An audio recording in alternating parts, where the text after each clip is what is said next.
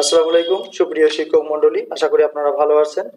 যারা এমপিওভুক্ত শিক্ষক রয়েছেন তাদের গত আমরা অনেক দিন থেকে লক্ষ্য করতেছি যে তাদের বোনাস হচ্ছে মাত্র 25%, এবং অন্যান্য সরকারি সকল ক্ষেত্রে কিন্তু বোনাস শতভাগ।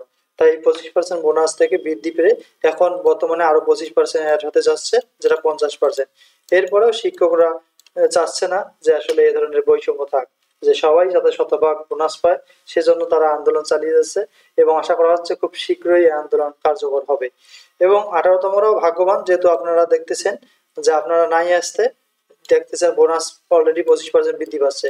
তাই 18তমদেরও উচিত এই আন্দোলনে যোগদান করা, যাতে বোনাসটা 100% এবং বাড়ি ভাড়া ও চিকিৎসা ভাতা বৃদ্ধি পায়। সেজন্য সকলের উচিত দলমত নির্বিশেষে আন্দোলনে যোগদান করা।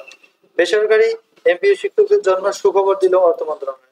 আসন্ন ঈদুল আজহা উপলক্ষে এই শিক্ষকদের উচ্চ ভাতা বৃদ্ধির প্রস্তাবে সম্মতি জানিয়েছে মন্ত্রণালয়।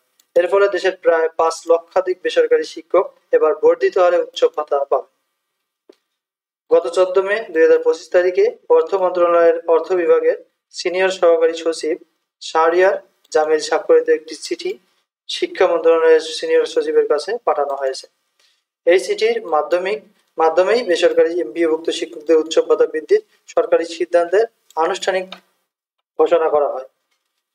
চিঠিতে স্পষ্ট উল্লেখ করা হয়েছে, মাধ্যমিক ও উচ্চ শিক্ষা বিভাগের গত 21 এপ্রিলের একটি আধা সরকারি পত্রের পরিপ্রেক্ষিতে এই সম্মতি প্রদান করা হলো। ওই পত্রে মাধ্যমিক ও উচ্চ শিক্ষা অধিদপ্তরের আওতাধীন বেসরকারি শিক্ষা প্রতিষ্ঠানে কর্মরত এমপিওভুক্ত শিক্ষকদের ভাতাদি বাবদ সহায়তা প্রদানের জন্য 2024-25 অর্থ বছরের সংশোধিত পরিচালন বাজেট থেকে 229 কোটি টাকা পুনঃপ্রবর্তনের অনুরোধ জানানো হয়েছিল। অর্থ বিভাগ সেই অনুরোধে সাড়া দিয়ে প্রয়োজনীয় অর্থ ছাড়ের সম্মতি জ্ঞাপন করেছে। অর্থ মন্ত্রণালয় এই অর্থ ব্যয়ের ক্ষেত্রে কিছু শর্ত আরোপ করেছে। প্রথমত, এই অর্থ ব্যয়ের সময় সরকারের প্রচলিত সকল আর্থিক বিধিবিধান ও নিয়মাচার যথাযথভাবে অনুসরণ করতে হবে। দ্বিতীয়ত, এই অর্থ চলতি অর্থ বছরের সংশোধিত বাজেট কর্তৃত্বের অংশ হিসেবে গণ্য হবে এবং সংশ্লিষ্ট করে সমন্বয় করতে হবে।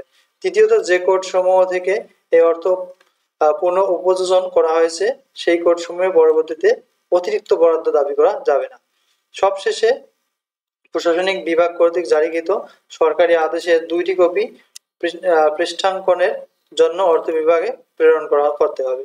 বেসরকারি এমপিওভুক্ত শিক্ষকরা দীর্ঘদিন যাবৎ তাদের উচ্চ ভাতা বৃদ্ধির দাবি জানিয়ে আসছিল। সরকারি চাকরিজীবীদের ন্যায় পূর্ণাঙ্গ উচ্চ ভাতা না পাওয়ায় তাদের মধ্যে অসন্তোষ বিরাজ করেছিল।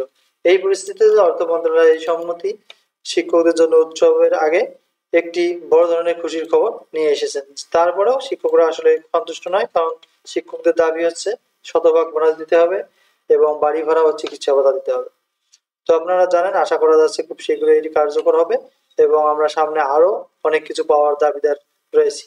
যেহেতু আন্দোলন চলতেছে, আন্দোলন চলবে সকল কার্যক্রম সকল দাবি না পূরণ হওয়া পর্যন্ত। সকলের জন্য শুভকামনা রইল।